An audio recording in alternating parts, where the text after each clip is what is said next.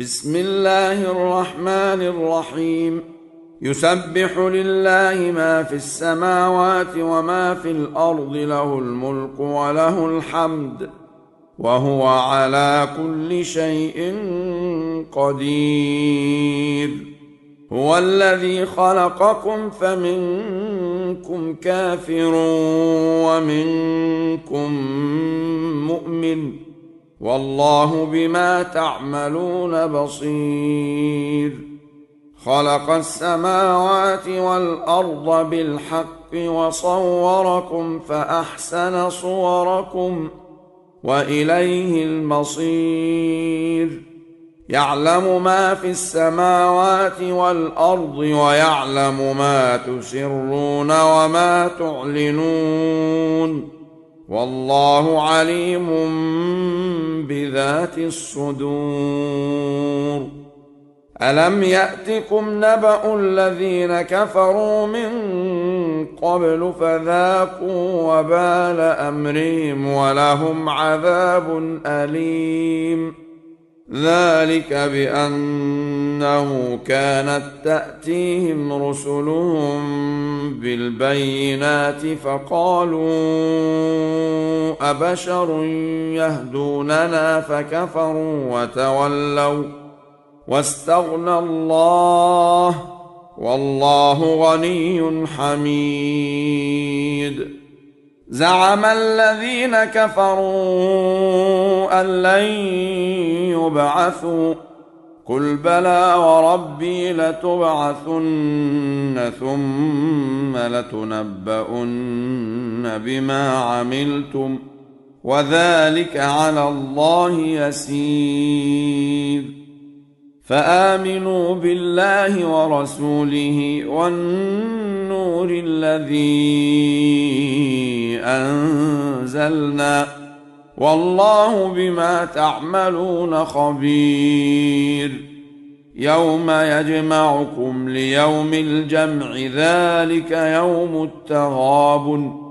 ومن يؤمن بالله ويعمل صالحا يكفر عنه سيئاته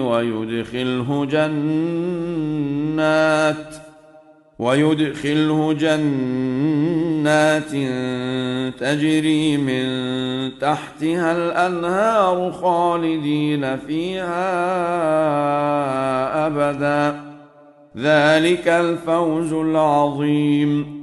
والذين كفروا وكذبوا بآياتنا أولئك أصحاب النار خالدين فيها، وبئس المصير. ما